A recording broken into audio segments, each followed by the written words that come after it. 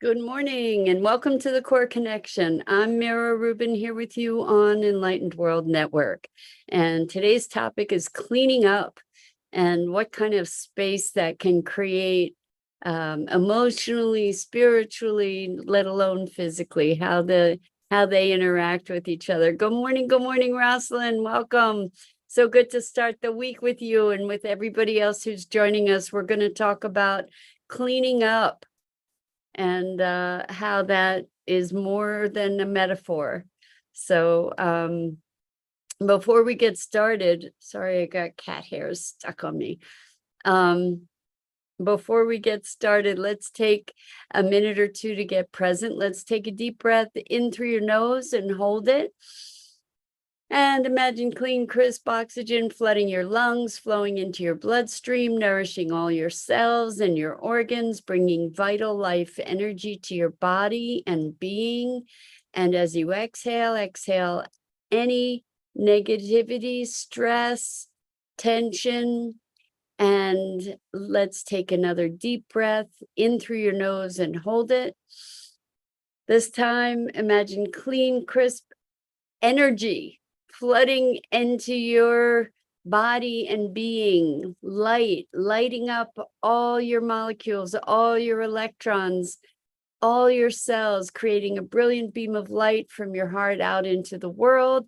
And as you exhale any remaining tension, stress, negativity, fatigue.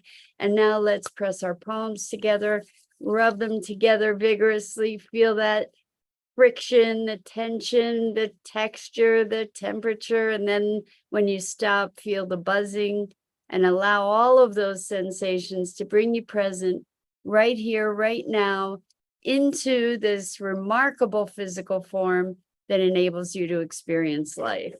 So welcome, cleaning up. So you know what I did this morning and last night, as a matter of fact.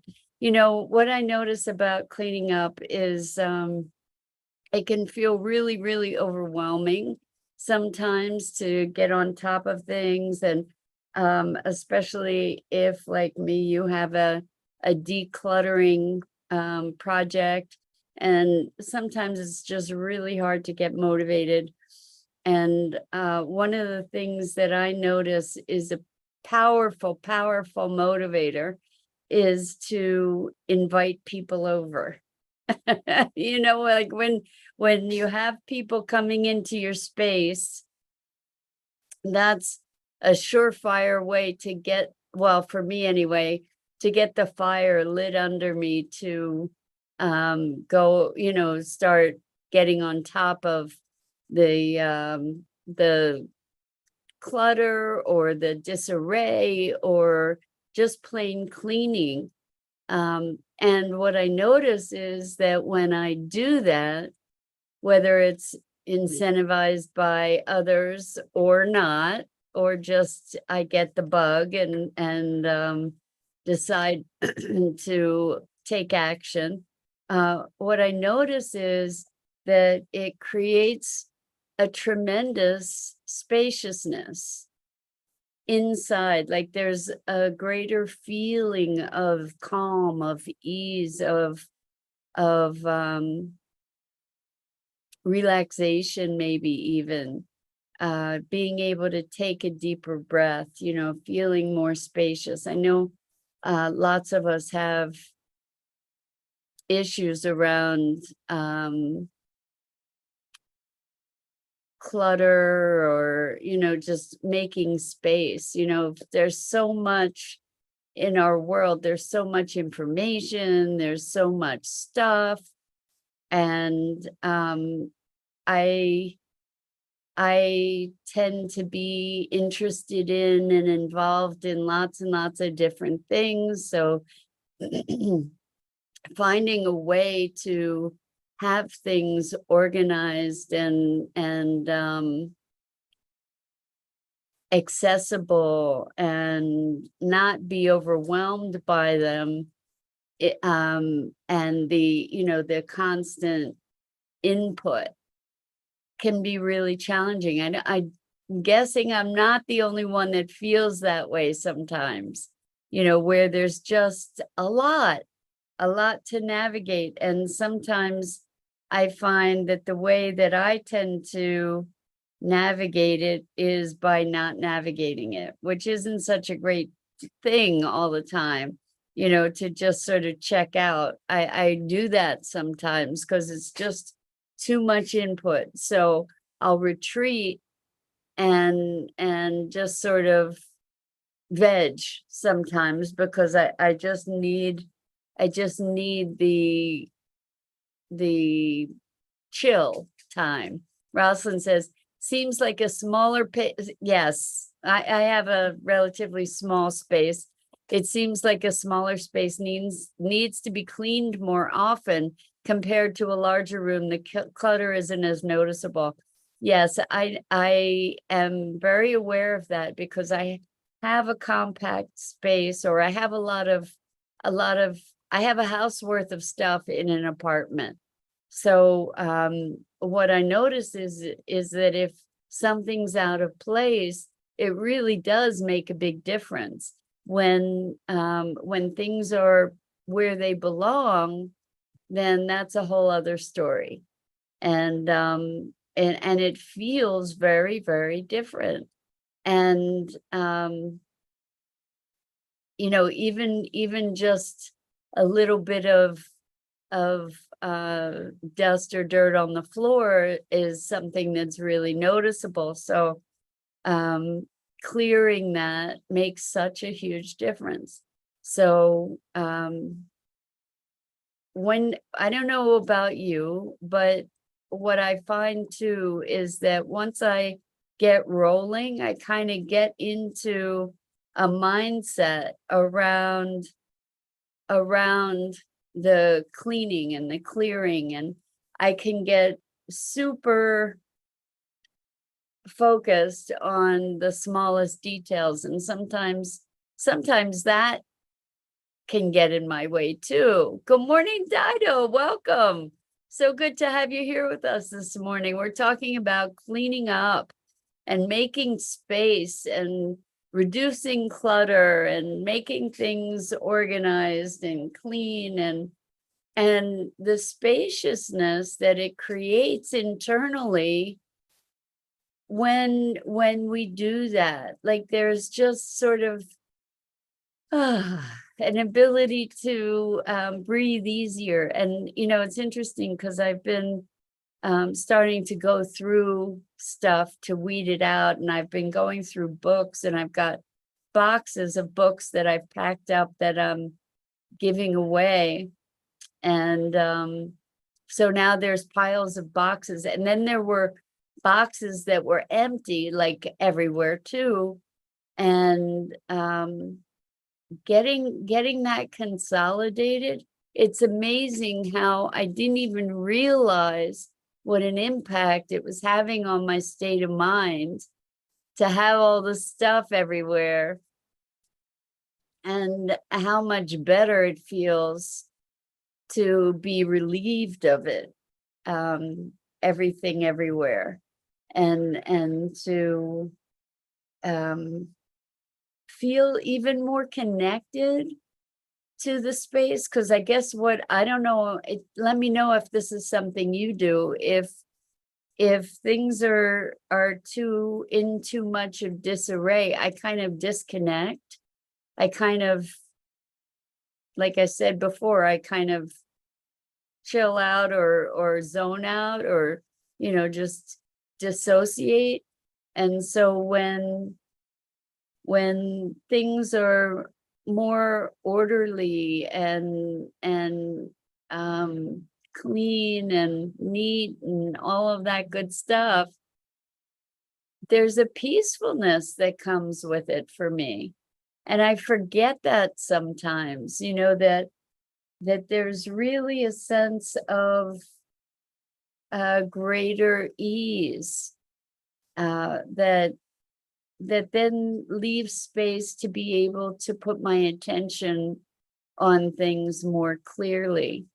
And so I'm wondering if this is just me. I'm guessing it isn't, but when we I'm very visual, and so creating a pleasing space is really important to me.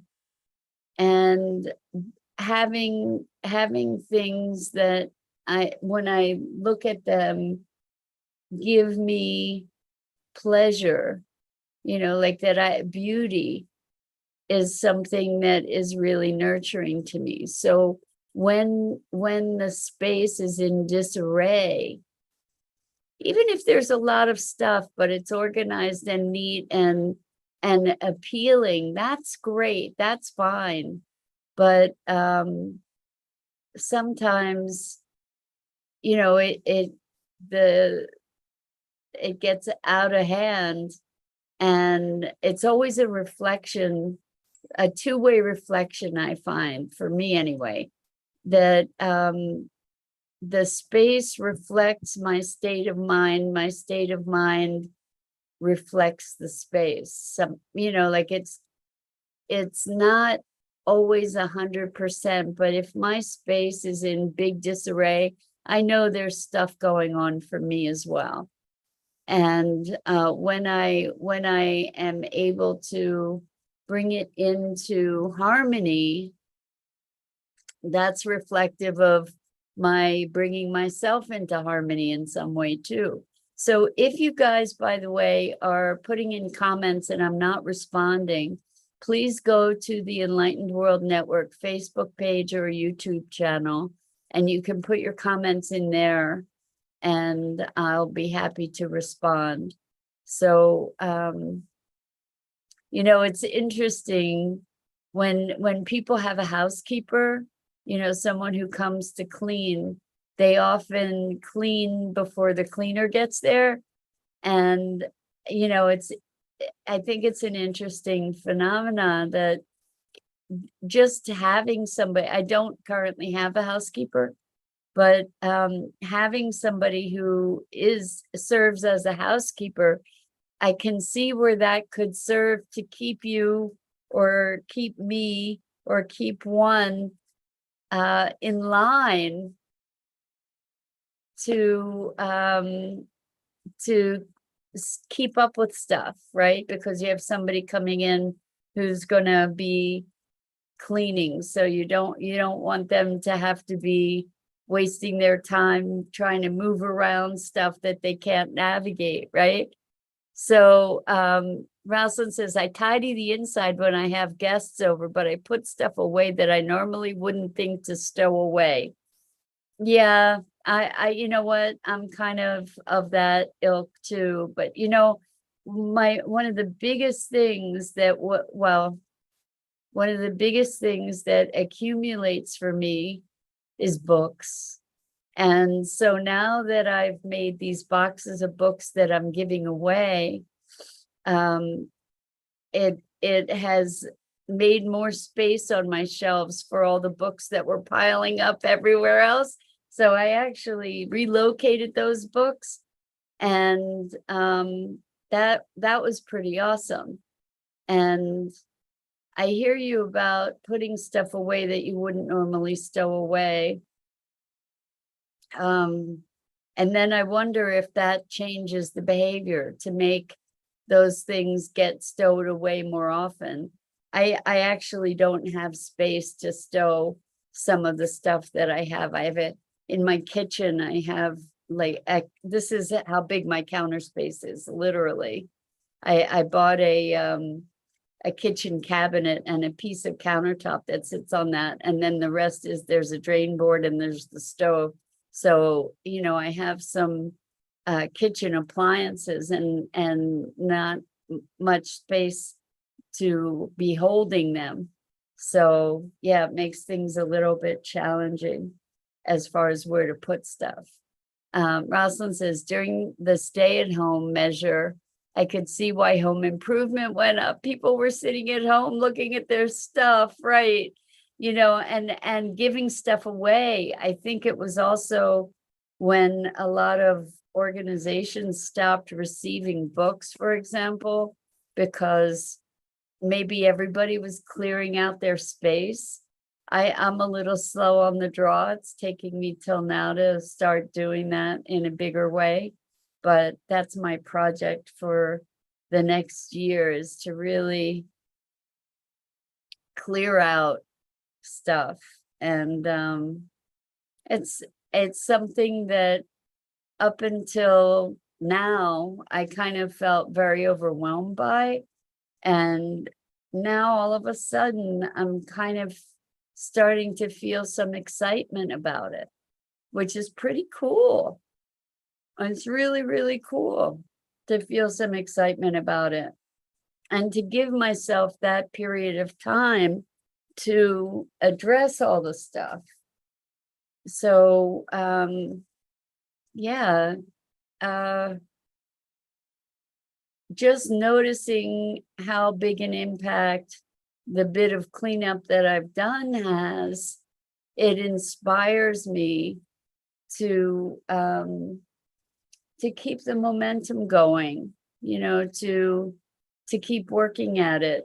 The thing is, I don't just want to throw stuff out. I want to find homes for it. And that's challenging. Although I know that there are groups called Buy Nothing. I think that's the name of it. And there are different groups in different areas where people can put up stuff that they're giving away and share that stuff with people that would want to come get it. I know a lot of people are ambitious enough to be able to put stuff online for sale. I don't know that I have the energy for that. But who knows? I didn't know if I had the energy to clean stuff up. So, and then the stuff that you actually are just getting rid of, having to find a way to properly recycle it. That's another whole thing. I've got a pile of computers that need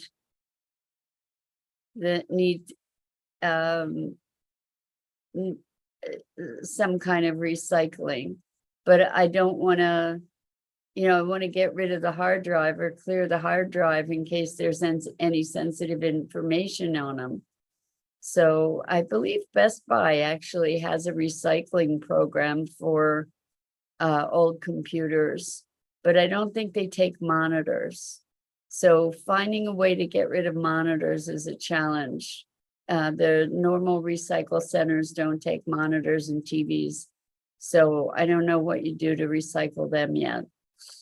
But that's part of my challenge, is getting everything recycled. I would love to have somebody that I could just give stuff to and say, here, recycle this. Like how I was looking up last night when I couldn't sleep. I was looking up, how do you recycle VHS tapes and cassette tapes? Because I have a bunch of these things, VCR tapes, CDs, stuff like that. Is there a way to actually recycle them, or do they just go to landfill?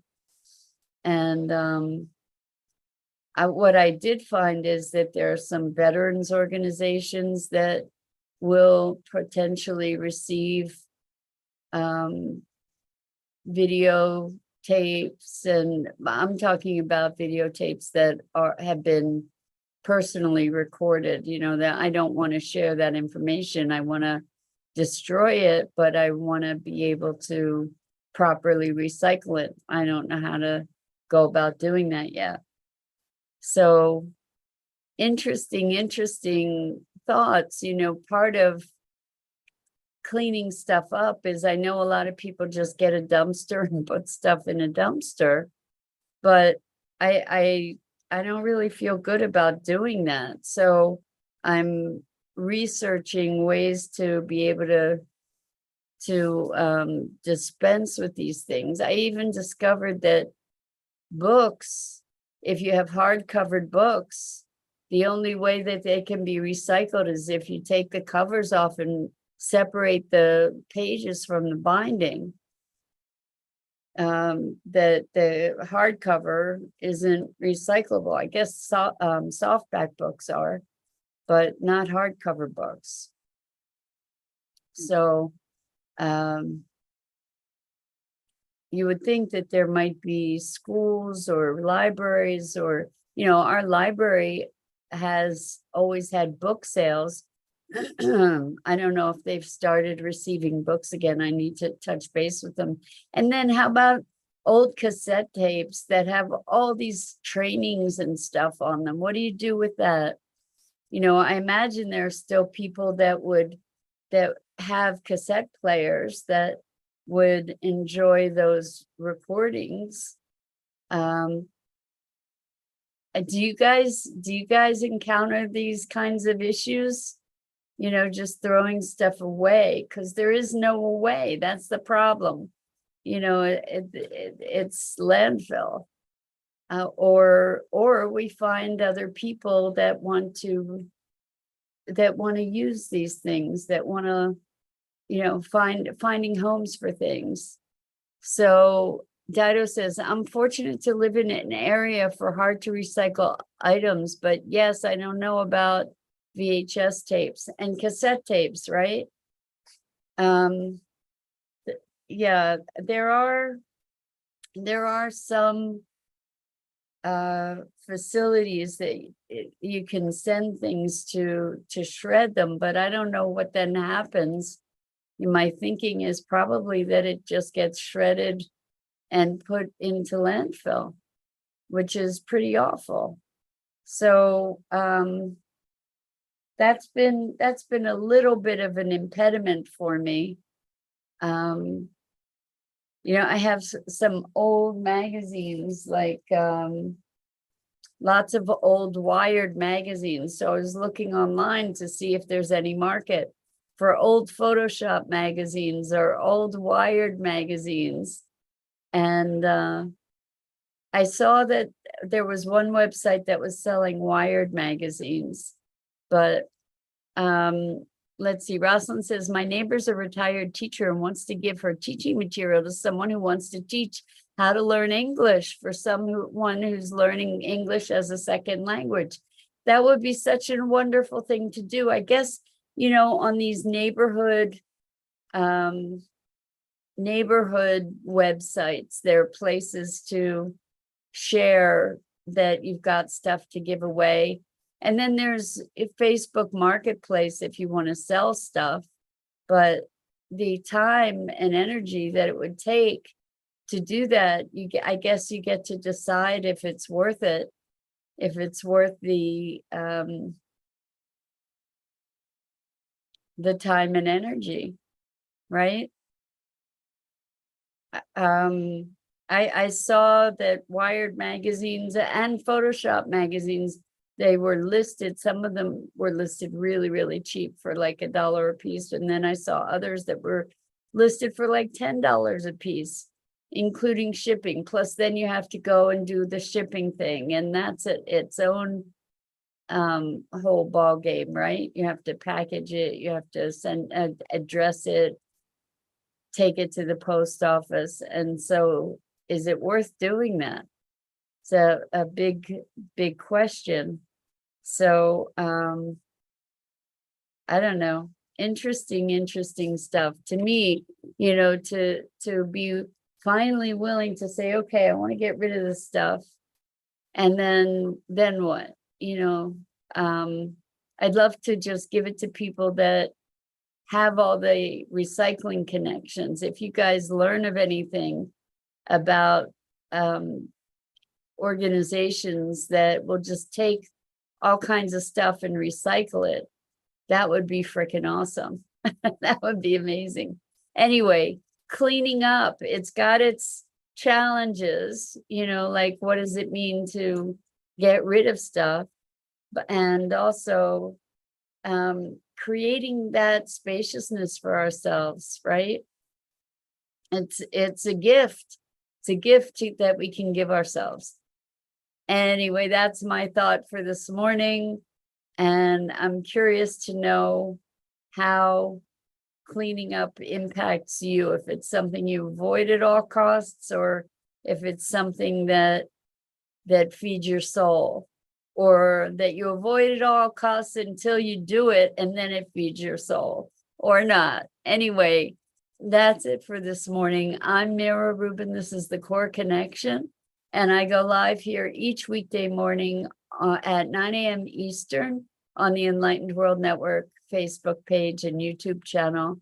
And I invite you to please check out all the other awesome programming on Enlightened World Network, EWN One with the Earth, and Enlightened World Living. So much love to you, so much appreciation. Thanks, guys, for being with me and spending this time and engaging. I do so appreciate our time together. Until we meet again.